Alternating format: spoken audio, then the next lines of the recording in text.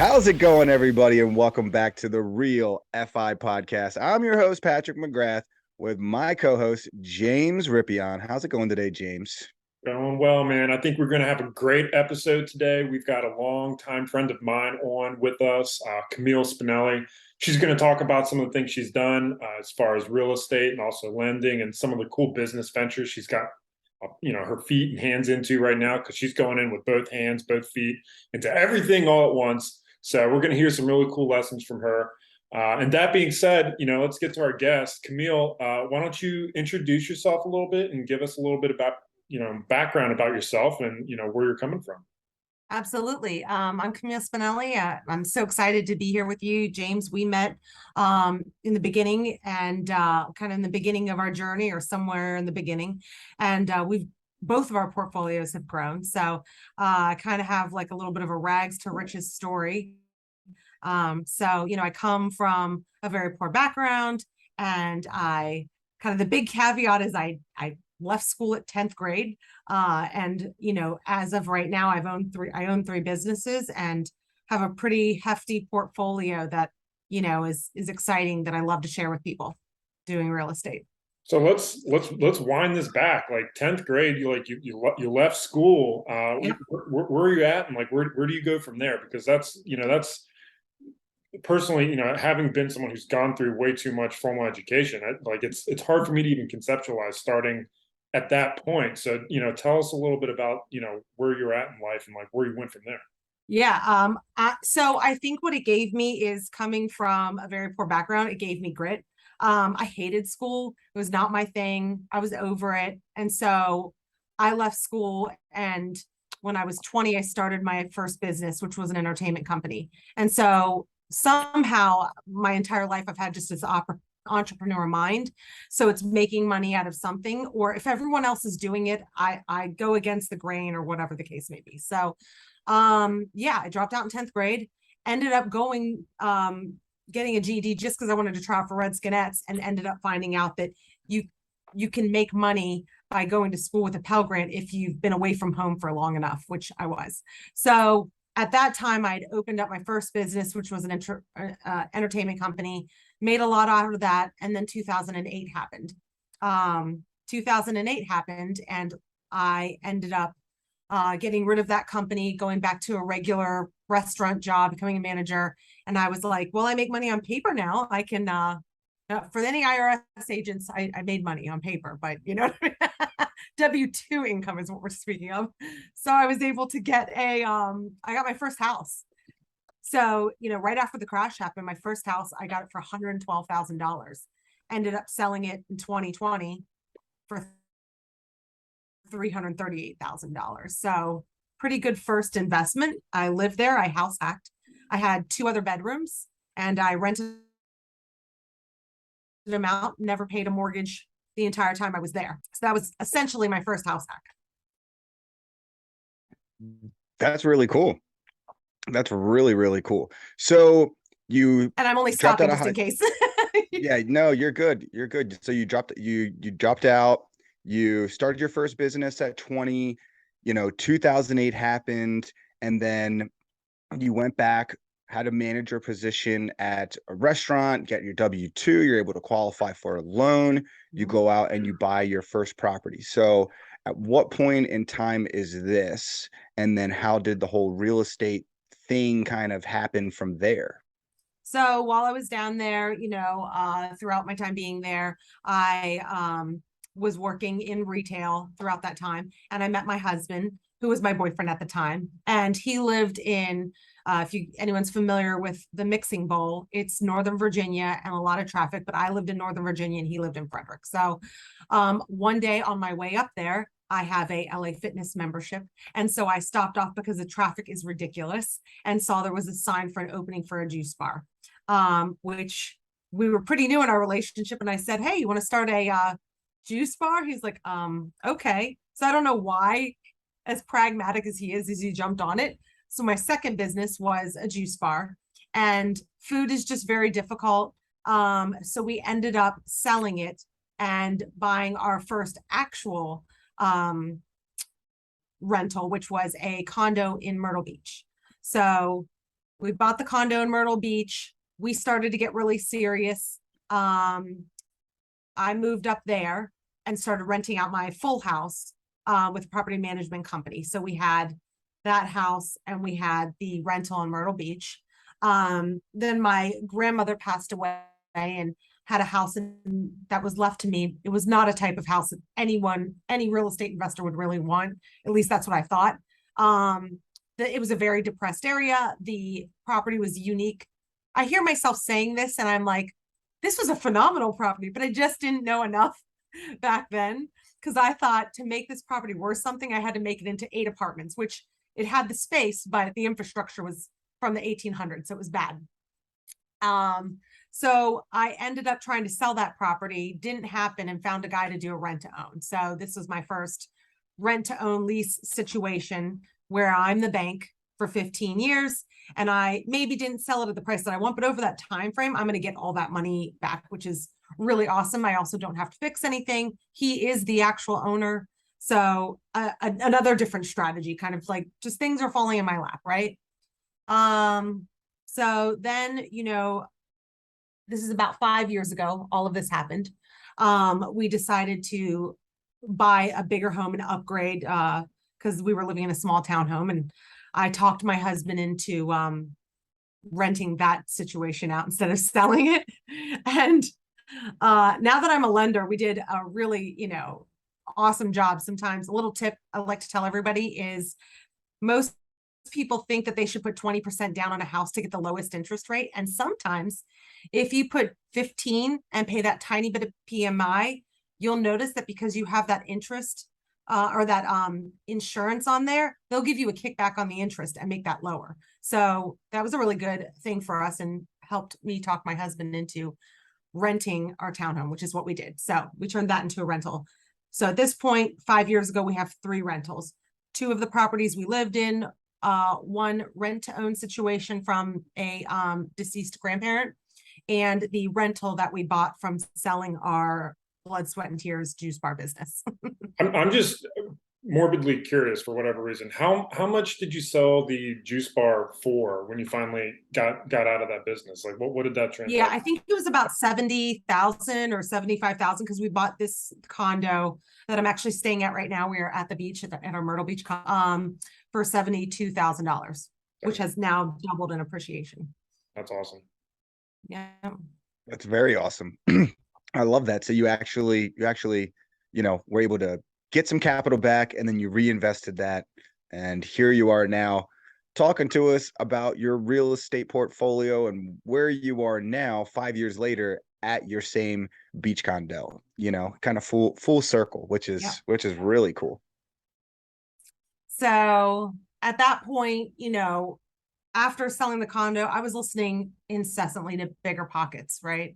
And got on to another podcast that is probably one of my, aside from yours, one of my other favorite podcasts is Get Rich Education, because he's an engineer and I think he just gives like really good high level info that I take and I just run with. So he had somebody on his podcast about getting a lot of funding through credit cards. So our first duplex that we bought was one side I got in a traditional mortgage, a Fannie Freddie mortgage, and the other side we bought a $50,000 property in all credit cards. So hold on, was this 2 separate transactions? So you bought one half and then bought the second half? Mm-hmm. So sometimes when you have a duplex owned by one owner, they may be on different parcels because they split them apart. They can be worth more that way. But if an investor is trying to buy both of them, then with a traditional mortgage, it becomes dicey because they will only allow you to do one at a time. Mm-hmm. And even if you were to do both of them at the same time, you'd have to qualify separately. There are portfolio loans, which you can encompass both of them, but we were trying to get our 10, Dodd-Frank or whatever under our belt. So we were doing a traditional. So I bought one and my husband bought the other in credit cards. I was going to ask, so who drew the short end of the stick to have to buy it with the credit cards? He had better credit at the time, so he had to do it. There we go. So that's an extremely interesting strategy. Did you take cash advances on those credit cards So to what be you able to do do, that? yeah. So what we actually bought our juice bar this way as well. But what you do is you get a large lines of large credit cards, right? And you use another company called Plastic, PLASTIQ .com to send that money to to wire it to the closing table. It's like a 1% fee. And most of these credit cards were 0% interest for 6, 12, 18 months. And then you can just go get other 0, 12, 18-month credit cards and transfer those so that it gives you some time to pay it off.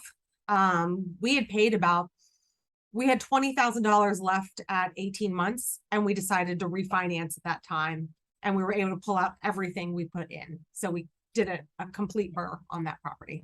So it's kind of like you're able to manufacture a hard money loan just out of credit cards, 0% interest. Like it sounds like it's almost a little better than that too. And it's not like you're buying like a car or something that depreciates. You're buying real estate and had a good actionable plan to like get that money back out and actually pay off those loans. And you're also not bringing that 20% down. Like 100% was from credit cards. So while that can be scary, if you have a really good exit strategy, you're going to be fine. Yeah, and what's also really interesting is that most credit cards will give you a certain limit on your cash advances. So you're not able, if you have a $40,000 limit, you're not able to get that full $40,000 in cash. So with this company, you could get 36,000 and pay the 1% fee or whatever to almost max out your card. So that's a really, really cool strategy for everybody out there who's always like, well, how do I get enough money to get in my first deal if I can't save enough? Well, just have great credit and go out there and apply for a bunch of high limit credit cards, and you can make it happen if you're going to be smart. So that's a really, really cool tip for everyone listening out there. All right. So I was going to ask a follow up on that. Did you guys close out those credit cards after you used them to purchase the property and you paid them off, or are you keeping those lines open? So to be clear, what Plastic does is they make it like a charge, right? So you bought, let's say, something for $30,000, and they wire that money out. So it's like a charge. That way it's not charged the way a cash advance is, because cash advances can be quite expensive. We closed, Joe doesn't like having open credit cards lying around, so he did close a couple, but we do have one around open still to this day, but we just don't use it. Gotcha. Makes a lot of sense. Makes a lot of sense. All right. So you got a duplex now. That was 2 separate parcels. So that brings you up to 5, if I'm doing the math correctly. Yep. All right. So let's keep going. We're going to get to 24 or whatever our number is, because we're almost there. So let's keep this train going. Let's go. Okay. So then we did, and I want to let everyone know we bought these on the MLS. So we have a relationship with a real estate agent. We just search on the MLS. He sends us a feed, and these are regularly priced properties, pretty much move-in ready. We don't do more than $5,000 work on a lot of the properties because we're just not flippers. And we have the property managers who have handymen do most of the work. So a lot of this, we both have full-time jobs. So a lot of this is done by a team. So your team is super important. So the next couple properties we got were, we got a 5-bedroom. So that was one property. Then we got a 3-unit in Frederick. We did that one by using hard money. During this time, we've been doing 401k loans to get money. Great caveat about 401k loans is they are not the same as debt when getting a Fannie Freddie loan. So they, that isn't debt against you against your DTI. So that's really cool trick to use. And then we would pay those off and keep doing that again for down payments. So we bought the 1 unit, we bought the 3-unit in Frederick, which we think we're going to turn into an Airbnb. I think just fear, false evidence appearing real has held me back. But that will be happening probably in a year. Well, you're going to have to talk to Patrick about that, because he just finally took the step to turn one of his multifamily units into an Airbnb. So I love it. I'm going to watch your progress, and I'm going to just copy. That's fine. That's totally fine. And just so we're clear, I got a ton of help from Lily and Blaine Kosek and Roberto from RR Builds. So go follow them on Instagram. I reached Okay. out and those guys gave me a list of everything we needed and tons of help. They've been on the podcast before. So just a quick shout out to those guys. They're freaking awesome. One question before we continue this story in regards to using your 401k. Did you take out the loan prior to knowing that you were going to use that to buy a property, so the money was seasoned inside of your account, or were you able to get the loan and use that for the down payment with the lender? So 401k loans are your own money, so they are not considered as debt. So you can pull them out. You can show that you pull them out and you're using it for down payment. So there's no seasoning requirement on 401k loans. Awesome. Just for everyone thinking about doing that out there. All right. So we got a triplex, we got a 5-bedroom, we got a bunch of other stuff going on. Yep. So then this is in downtown Frederick. All right. I know you got a couple more in here. Yes. So that was the last couple that we bought off the MLS. And we were like, well, we go to these meetups all the time. We meet a lot of wholesalers. Why don't we start looking at what they have? And again, a lot of times at that point, wholesalers were showing stuff that they could flip. And we were just, I can barely hang a picture. So flipping wasn't our cup of tea. We wanted things that were moving ready, low work, low maintenance. And so we found a couple guys in the area that had some wholesale deals and we really liked them. So we ended up getting a 3-unit and a 2-level 2,000 square foot garage that we rent out, actually to our property manager now, and another 2-unit top and bottom. And we thought that they were a 1-bedroom and a 2-bedroom upstairs till we got in there and we'd already signed the contract and realized it was a 1-bedroom. Didn't matter, and none of this matters because they were cash flowing like crazy. It's probably right now one of the top cash flowing percentages, so didn't matter. So we've got that happened in, I think, 2019, and then 2020 hits. So it was great in the beginning half. We had a lot of time on our hands because we were shut down, so we're still looking at properties and looking at stuff. I'm still going to see things, putting in offers.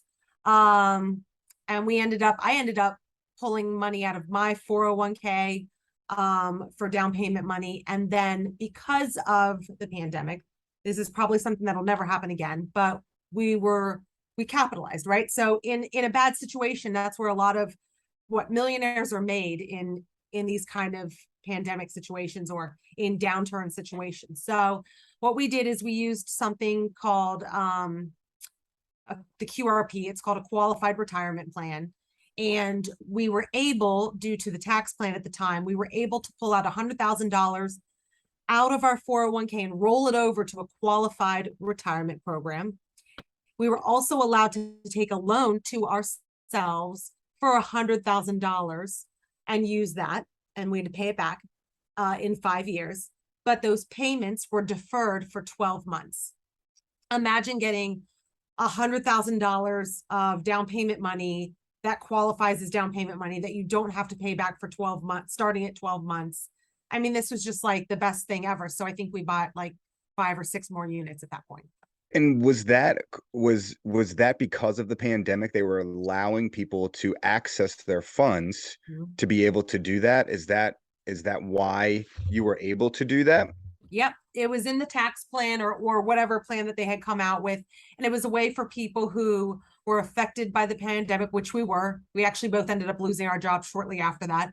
Our only saving grace was our rental property. We aren't making money on the backs of our labor or labor off our backs from having rental property. So it saved us. That's all I can say, So it did allude to give us that money. We were able to roll it over and utilize that money. We bought seven units, I think.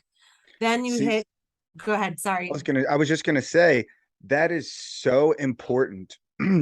I think for everyone out there, you had 2 huge points. One is just being aware of what you're able to do when these tax changes happen and how it can benefit you to be able to invest in yourself and invest in real estate. And 2, the fact that you had these rental properties and been working on it, to one day hopefully be able to reach financial freedom and financial independence from your job, you had no idea that sooner than later, the only thing that was going to be keeping you afloat was the rental properties that you already had. And had you not had those, I'm sure life would have been a lot different during that time. Even with three to four tenants not paying, we were still being held afloat. And I would say when I opened the juice bar, obviously when you open up your own business, you're not taking, you're not paying yourself at first. And my one property was able to keep me afloat when my bills were smaller. And as you grow, your bills become bigger. And in this pandemic, we were able to be afloat from our rental properties, which is really awesome. So during that time, my husband and I both lost our jobs. So I decided natural transition into being all around real estate instead of in retail. I went to being a lender. So now I'm a lender and I do debt service coverage and I do regular Fannie Freddie loans. I recommend people to different hard money lenders. So the money aspect is really phenomenal and I love that aspect of it. So this has been a blessing in disguise as much as all the heartache that happened throughout COVID, right? So was that 2020 or 2021 when you stepped 2020? Okay. We lost. Yep. So things were just starting to get really crazy as far as, real estate purchases, and you came into it at a really, interesting time on the lending side of things. Yep. Yep. So I've been a lender almost 2 years and a couple months. And last year we bought, I don't know how we did it. I think we bought 7 or 8 more units. No, 9. It was 9. It was 9 more units. So we've just been full force ever since. And I guess the biggest thing I can talk about and what helped us to get those other properties is the minute I lost my job, I go into fix mode. I think being resourceful and having grit is a really important quality to being a real estate investor. So before my husband got home that day and before I told him I lost my job, I already had a plan forward to make everything work. So my first property that I told you about, which was my house hack that I ended up selling for $338,000. It had this, over $200,000 in equity. So I said, what I'm going to do is having all this real estate that has gone up in equity. We were able to find $1 million in equity, and that allowed us to become accredited investors. So I sold my very first property. I took all that money and put it into a accredited investor fund. Pays a paycheck. Since being a lender, it's commission only. And that pays me a paycheck for 7 years, which I then save that money and reinvest other places. So a lot of these different strategies are just honestly problem solving skills, from the little meager means that I've come from to get to where we are today. Well, let's talk about that a little bit. You took all that money out and then you put it into one of the more passive investments that you could do, as opposed to putting it into another property and buying another property and going about it that way. What kind of made you guys want to go with the accredited fund route rather than just putting that into another property? And also what was that investment? So a year ago we had a baby. So that does take a good bit away from you. And that investment was an ATM fund. So they buy 6 ATMs. You're a part of a fund. You fully depreciate those ATMs and you get paid a certain amount on top of your money. We put in $156,000 and we get about $3,400 a month every month for 7 years. So it's a good chunk on top of it. I think it's like 1.71 on your money. So I think I lost your first question, but ATM machines is what we did. And the reason why we decided not to do property is we did have 4 people not paying at the time. The government in our state kept extending no need to pay rent. So I wanted something really stable if I was going to tell my husband I'd lost my job. So stability, honestly, it's a good hedge against your bet, right? Everything I do, I'm going to put money somewhere so that it pays me so that I can buy more real estate. Right. That's, So exactly. But also, Go ahead, James. I was going to say 2020 happened, and well, Patrick, you go. I think you're going to be on the same track. So you ask your question. I was just going to say that, for 150 grand to get a, $3,400 return, which I'm sure was close to or definitely helped the fact that you had just lost your full-time job. So now you're like, hey, this at least covers the basics, and our other, properties, even though some tenants aren't paying, this at least covers the basis for right now. So let's go to, foundation mode. Let's go to conservative mode and get that guarantee right now. And then once things turn around or we see the light at the end of the tunnel, we can go back to our original plan or do some things that at the time felt a little more risky because of the uncertainty that was going on in the world and in the market. Mm-hmm. And which I love real estate because it pays you 5 ways. You get cash flow, tenant pay down, appreciation. You get inflationary hedge. What? Taxes. Tax benefits and inflationary hedge on your bets. So you end up getting 40 to 50% of your money back out of it. So I still love real estate. It's tried and true. But I think now, through everything that we've been through, I'm going to take half to put into real estate and half to hedge my bet. So that if something happens, that's saving for my CapEx, that's saving for any ifs, ands, buts, or maybes. And this is still appreciating and doing all its stuff over here. So you're just growing as an investor through your life experiences, which, it is what it is. And I've noticed that common theme among a lot of people who reach like a certain level of investing. They seem to have like a concentration of assets at the beginning, and they go all in on that, which you guys more or less did with your real estate play, and it worked out fantastic. Had some speed bumps along the way, but now you're in a position where you can take all that cash flow from rents and all the other income that you have from your jobs today and start to diversify that. And like you're saying, hedge your bets in different ways and start growing your money and in assets that are maybe not, 1-for-1 correlation with where you have most of your bet placed right now. And I think where I'm at right now is really sharing the wealth with everybody else. What I really love about the real estate investor world is that I want to give to everybody, and that's just going to come back to me naturally. And so you actually gave us your meetup in Frederick. I didn't give it to you. You guys bought it from me for a very large, hefty $100 sum. Sold that going business. Is that how much? Dang. Yeah, I thought it was $1. I'm pretty sure I was there. It was $1. I'm pretty sure. It was $100, and I got it framed right here. So. Oh, there we go. I remember it was $1, but today from inflation it's 100. James, for everybody out there, James put that $100 bill in there. So it's been pretty fruitful. We've had to change locations. We're now opening up a second location in a very underserved market at the moment, because there used to be all the meetups out there and now there's none. So I think it's going to be really exciting to expand. One, so that we can meet more people and grow our knowledge with experienced people. And then 2, that we can spread the wealth and give the information to the newbies coming on. So let's tell everybody where those meetups are, because you never know like where somebody's listening in from. They might be in the neighborhood. So where are your 2 meetups going to be located at? So if you go to Facebook, you can look up Pitchers and Properties, as in beer pitchers, because they are always at breweries. So have a drink and talk about properties. So it's called Pitchers and Properties. And the first one is in Frederick.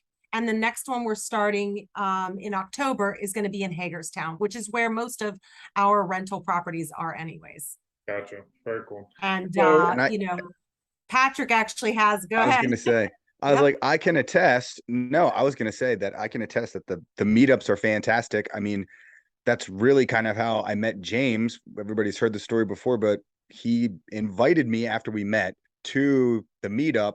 And that's how I met Camille and Joe and Todd and this huge group of wonderful people that we've kind of all gotten to know over the last, 2+ years. So if anyone out there is close to the Hagerstown or Frederick market, you guys gotta go sign up and go check out the meetup because it's well worth it. There's a ton of great people, and I think the last couple ones I've been to, there's been over like 50 or 60 people at each one. So there's a great turnout, and it's a lot of great people. And if you're in Carroll County, you're right next to us. Your meetup's right next to us. Exactly. So Anyone now on we the, have on 3 the a month.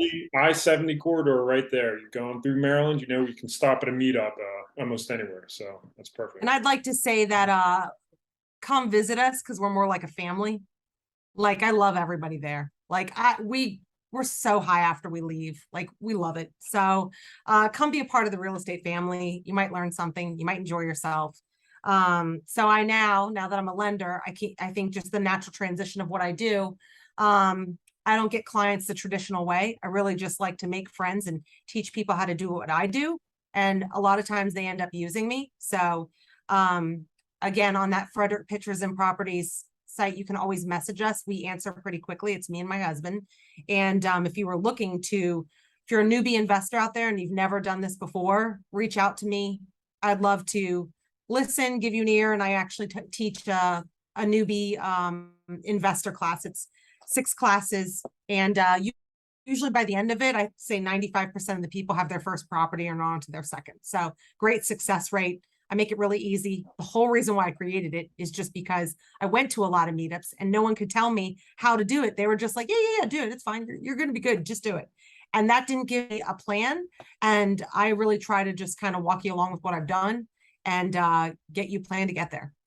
Absolutely. And I think, Camille, you know, you're going to be a great resource for everybody who reaches out to you and takes you up on that. And I challenge the people who are listening to actually do that. Reach out to Camille and try to get onto her list to be part of that group in that coaching program, because you're going to see progress. And Camille has a track record of success with that for the people who have been involved. But, you know, pivoting back to kind of what you got going on in your business, can you summarize kind of, you know, what your whole portfolio looks like from your passive investments to your real estate numbers? Like how many units do you have? And then what kind of other investments do you got going on? Just summarize it really quick. So the portfolio is about 2.6 million. We have about 1.2 in equity. Gross cash flow is about 26, but you end up profit is around 10.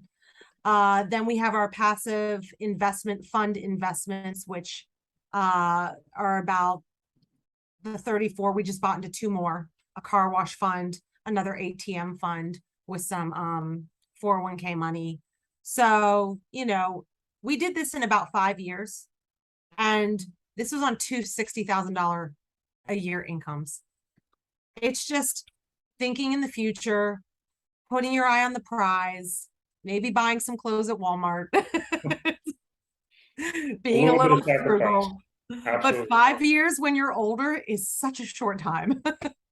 Exactly. I mean, that's extremely, extremely impressive to be able to create, you know, over $1 million net worth, over $10,000 a month in, you know, positive cash flow, you know, net money, and then also have some, like you said, some safer bets with some of these other funds giving you like a more preferred return to come. It sounds like you guys close to almost 15K a month just on your side, you know, business that you've been able to build over the last 5 years. I mean, for most people that we talk to, that's kind of the number where they're at, is between 10 and 20,000. And you're right there in the middle in less than 5 years on, like you said, you know, both of you guys making, you know, less than 120,000.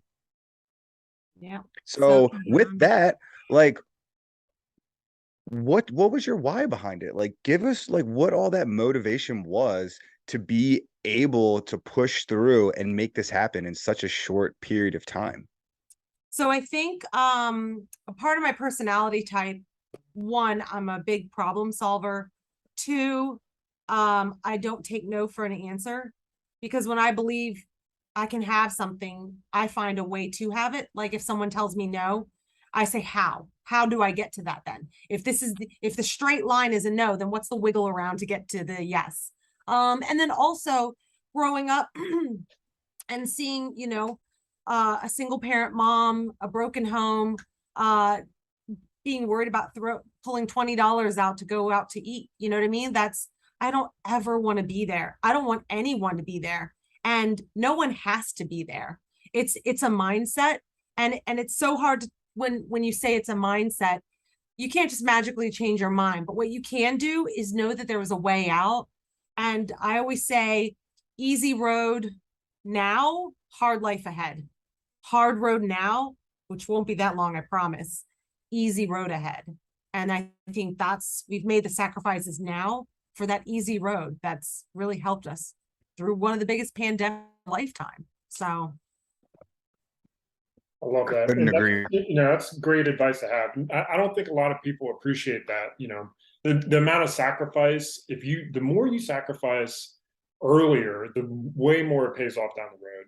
And it's just one of those functions of compounding and compounding returns, for sure. So, with all that being said, like, you definitely have something that you want to improve in your life, and you want to grow this massive business, so you have all this abundance and opportunity. What are your goals with your real estate portfolio or your other investments? Where are you trying to take it, and what's next on the horizon for for Camille? yeah, and I actually want to touch on one of the things on the past question. My real why. If you get 7 questions deep, right? What is my real why? I don't want to be afraid. I don't want to be afraid. I was afraid, where does the future hold? The goals right now are a 2-year plan to have my husband fire his boss, which means him not working. I love the way that you phrase that. I've never heard it phrased that way. You want to fire your boss. That's awesome. I love Fire that your too. boss and become your own boss. And then after that, the lending and the coaching people, I just really enjoy that. If it comes to a time where I don't enjoy that, then maybe I'll stop. But if you do what you love, you never feel like you're working. I never understood that phrase. It's so true. And we can do whatever we want, and I can do this from wherever. So in 2 years, we're buying an RV, James. We're going to split this halvesies. We're buying an RV. We're taking our son and we're going cross country. That is the goal. Awesome. And the portfolio should be at 15 to 20. I think 20 where I can fire myself and do nothing. And 15 will be a good gauge to see, are we afraid to leave the job or not? But I think we'll be good there. What do you mean by 15? 15 units? 1,000 a month. Passive. 15,000. Okay, 15,000 a month. Perfect. Yeah. I don't know. By the time inflation hits, then it'll probably be 25. Exactly. Exactly. So those are some pretty big goals for 2 years from now. So what obstacles, do you yourself facing over these next 2 years to be able to hit these goals, for Joe to be able to fire his boss, for you to be able to take off that time and, take your son and RV across country? Like, what are you facing and how are you going to get through them? I don't really think there are obstacles. I think if you want something bad enough, it will be yours. So it's all here. This is your obstacle. Yeah. For anyone who's listening, I'm pointing to the thick skull on top of my shoulders here. It's all in your mindset. Here's my obstacle: talking my husband into quitting faster. There you go. There you go. It's hard to leave something that you think is stable, but I think we've all learned through the pandemic, jobs are not stable. They'll let you go. So exactly. Yeah. I mean, 100%. So do you feel that's going to be buying more multifamily properties? Do you think that there might be an opportunity now to get into some single family properties, and maybe when the rates go down, the market's going to go back up and be able to cash in to kind of accelerate some of that? So what's kind of the strategy there with real estate over the next, 2 years? So I think what most people's fears are right now is that prices are high. Rates are so high. If you're cash flowing, you have a 30-year loan. It doesn't matter what the rates are. If you're cash flowing, that's why you're buying it. If you're flipping, then you want to get a better deal and you want that really low price property. I think we are all very lucky to be getting into real estate at this time, because prices are going to be coming down. Yes, rates are going to go high, which is going to drive prices down higher, but go ahead, get something with a higher rate and know that in a year, we're expecting 9 months to a year, rates are going to come down again. They're not going to stay there. So all you do is refinance. And then you cash flow more for cash flow, everybody yeah. who's not understanding that. If it cash flows with a high interest rate, it's going to cash flow even more with a low interest rate. Here's my advice to So people who want to do this, want to get into real estate. Go to a meetup and watch everybody that raises their hand and asks questions. The people that ask fear-based questions are the people that have never done deals. The people that ask the questions that speak to high-level stuff about getting through problems and where to go for getting through problems are going to be the people who have all the properties. So just watch people and see what they ask. And then you'll realize the fear-based stuff doesn't really matter. You're just going to get through it. So how are you talking down, some of these first-time investors then when they're coming to you to help, either in mentorship to, figure out how to execute purchasing the deal, or you're helping them with the loan? How do you talk them down from the ledge when they're looking at a deal and they just think that it's expensive or that the interest rate is too high? Like, what are your go-to points for making them understand that, this is a long game? I definitely want to show them the numbers, but the first class is basically your strength. It's a strength finder quiz, right? What are their strengths? So they can stop focusing on the things they're not good at. They can focus on the things they're good at. The second thing is their 5-1-1 plan, where they want to be in 5 years, how much they want to be making, break that down to 1 year, break that down to 1 month. The third class is a fear setting exercise by Tim Ferriss, Stoicism, right? They talk about, we basically put all those problems that they're all afraid of on paper and pretend that it's already actually happening. So now you have tenants not paying. What are you doing to get yourself out of it? And they're listing all the places and team members that they got to get on board to get rid of this problem or whatever's happening. And now they have a list. So it's super easy. It's not scary anymore. The next one, we talk about teams and systems. So we try to build their team from within by putting them in touch with people. The next one, they do an exercise by bringing either a flip or a property that they're analyzing. So they analyze a deal. And then we play Robert Kiyosaki's cash flow and bring food, potluck, and have a bunch of fun because you're not playing with your own money at that point. And they realize by the end of it, which is why most of them have their first property by the end of it, that this is the dumbest millionaires in the world are real estate investors because it is not hard. No, I have a 10th grade education and I'm on my third business. It's not hard. I mean, that's the thing. I mean, it's something that is literally as old as human history. People have needed somewhere to stay and live, and those that have been able to capitalize on that, especially in a market like this where you have cheap debt still. Yes, 6% on a 30-year mortgage is relatively cheap for buying a property, especially if you put a little percent down. And it doesn't take a rocket scientist to figure this out, that the returns compound over time, and real estate is a long game, and you just got to be dumb enough to stick with it, and it's going to pay off. And anyone can do it. You're building generational wealth for your family. Just because people are renters in the beginning, I used to be a renter. You can become a homeowner at any time. The dream is still there. It's still real. So. Exactly. Exactly. Danielle and I used to rent. We bought our first house as a foreclosure, FHA loan, less than 10 grand down. And, you're able to use that and propel that with being creative. Like, I think that's one of the biggest takeaways.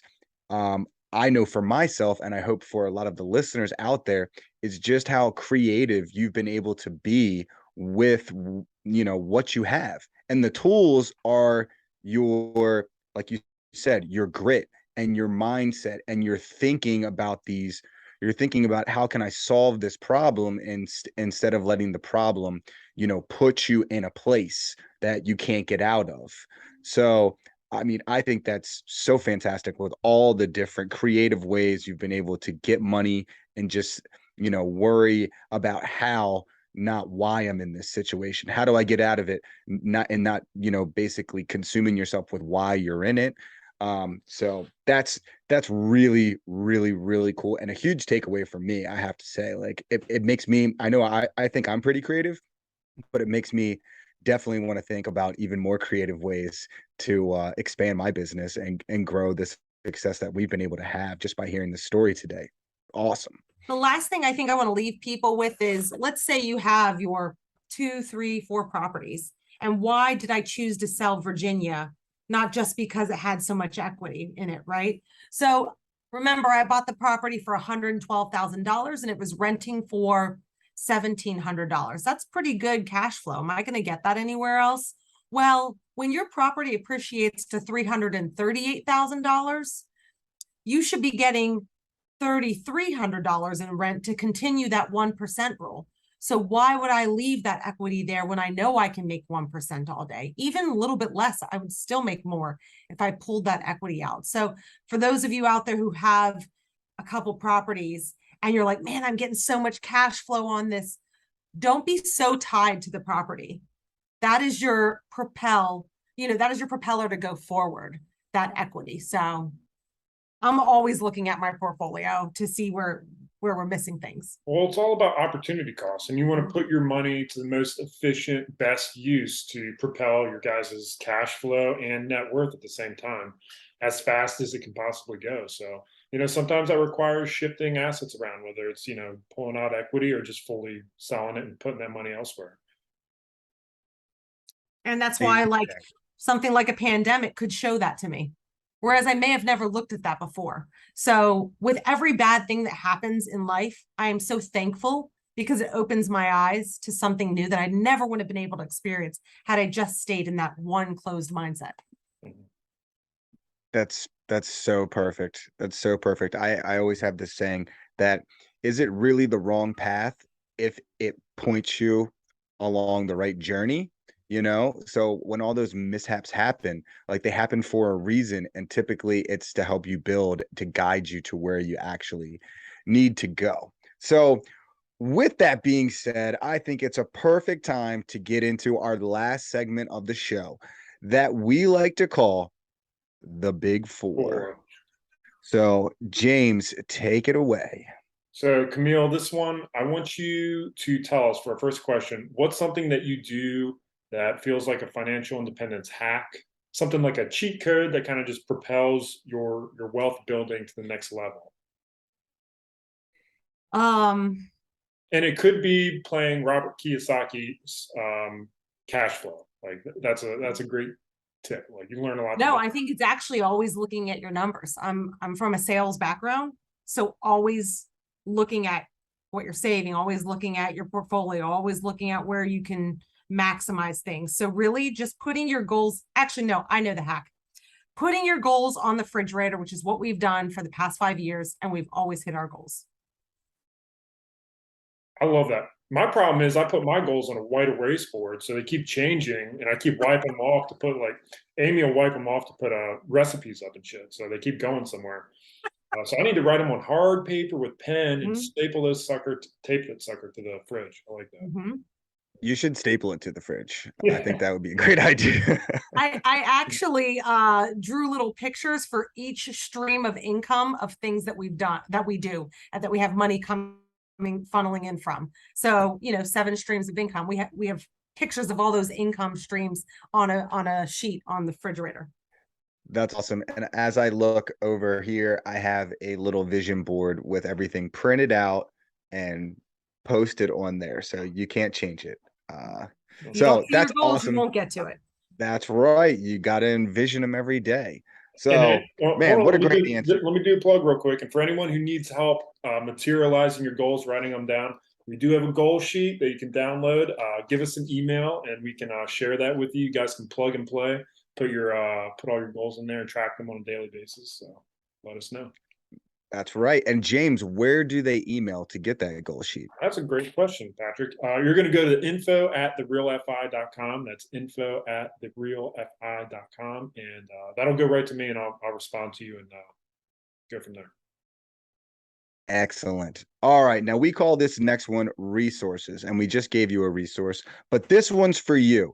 So are there any specific books, podcasts, you've already listed a couple, or people that have really shaped your financial independence journey, something other than the typical Rich Dad Poor Dad that has really helped everyone out. So for the listeners out there, like, what do they need to be putting in their Amazon shopping cart? What do they need to be, listening to on Spotify, and who do they need to be following?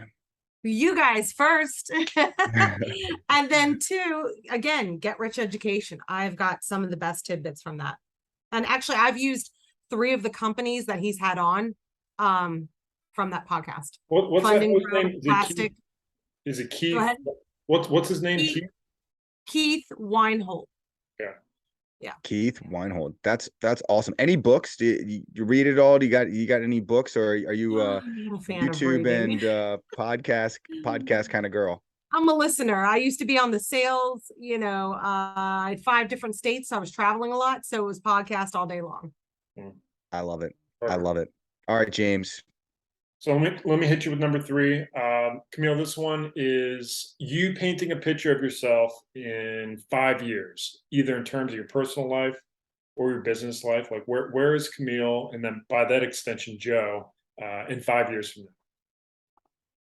In 5 years from now, well, I'll put it in seasons. In the winters, I will not be in Maryland and during the cold. I will be south of the equator and not worrying about anything. Just the goal is to not work and spend time with my family. And that's what it really is. I have a son now, and I just want to my goal in life is to give him experiences, and that's where it's going to be. I love it. I love it.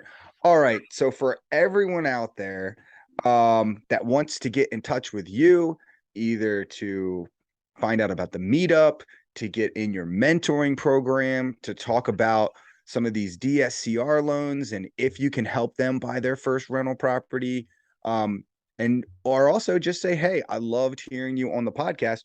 Where can people get in touch with you? Yep. So, well, my personal page on Facebook, which you can just message me through, you're better off messaging me before you friend request me, is Camille, Camille, Pellegrino, like the San Pellegrino water, and then Spinelli, Spinelli. And then if you want to check out our meetup, it's Pitchers, like a beer pitcher, plural, so Pitchers and Properties.